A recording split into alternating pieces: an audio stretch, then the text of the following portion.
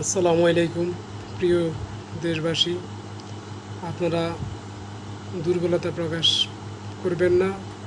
ইনশাল্লাহ আমাদের অনেক ছাত্রর নিহত হয়েছে, এটা ভেবে অনেকে হয়তো মর্মাহত, কিন্তু আমিও মর্মাহত। আপনারা সবাই এই গণ অভ্যুত্থানে, এই সরকার পতন আন্দোলনে আপনারা সবাই সামিল হবেন। আর এই সরকার চায় না বাংলাদেশের মানুষ ভালো থাকুক। এই সরকার চায় তার ক্ষমতা টিকিয়ে রাখার জন্য সে যদি আরও 20,000 মানুষ হত্যা করবে, তার কোনো কিচ্ছু যায় আসে না। কিন্তু দেশের 17 কোটি জনগণ যদি আমাদের 1 লক্ষ মারাও যায়, কিন্তু আমরা চাই এই বাংলাদেশটা আবার স্বাধীন হোক। এই সরকার 15 বছরে অনেক মানুষ হত্যা করেছে, অনেক রাজনীতিবিদ হত্যা করেছে, অনেকে দেশে নেই, বিদেশে পালিয়ে বেড়াচ্ছে এই সরকার অত্যাচারে। কিন্তু সরকার নীরব হত্যা করতেছে আমাদের এই দেশটা, যাতে দেশের মানুষ সহজে না দাঁড়াতে পারে, মেধা শূন্য করতে পারে। দেখুন 15 বছর আগে শিক্ষা ব্যবস্থা কেমন ছিল আর এখন কেমন আছে। এই অত্যাচারী জালিম শাসকের বিরুদ্ধে যাতে আমাদের সবাইকে ঐক্যবদ্ধ হয়ে মাঠে ঘাটে ওয়ার্ডে ওয়ার্ডে আন্দোলনে সবাই শরিক হতে হবে।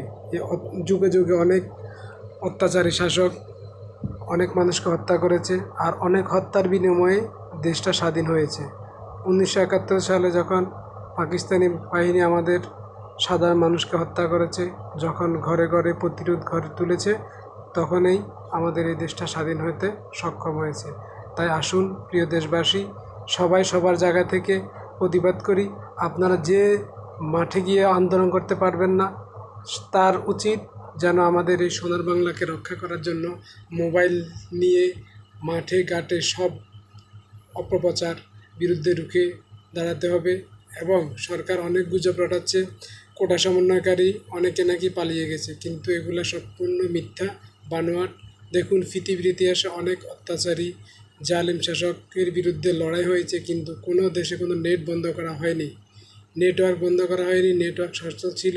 কিন্তু এ জালিম শেখ হাসিনা বাংলাদেশে নেটওয়ার্ক বন্ধ করে দিয়েছে, ওয়াইফাই বন্ধ করে দিয়েছে, যাতে কোনো এই আন্দোলনের যে তীব্রতা ভয়াবহতা যেন সবাই বিরুদ্ধে না যায়, সবাই যেন মাঠে না নামে। এগুলো সরকারের কৌশল। তো আপনারা সবাই এগুলো থেকে মুক্তি পাওয়ার জন্য এই সরকারের বিরুদ্ধে প্রতিরোধ গড়ে তুলুন আর বাংলাদেশটা স্বাধীন করুন। 1971 সালে আমাদের বাংলাদেশ স্বাধীন হয়নি।